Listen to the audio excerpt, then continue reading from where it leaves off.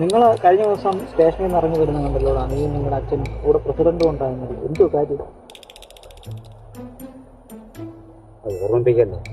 ഓ എന്താ ചെയ്യാൻ, നമ്മുടെ അന്തപടി എന്ന് പണിയായിട്ട് നമ്മുടെ യോസന അവിടെ പണിയായിരുന്നു.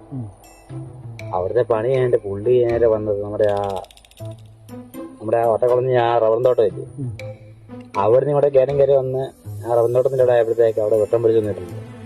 പുള്ളി ഇച്ചിരി അടിച്ചായിരുന്നു. പുള്ളി കാണുന്ന വണ്ടിക്കെല്ലാം കൈ കാണിച്ചു. നിനക്കറിയാലോ പുള്ളിയുടെ സ്വഭാവം.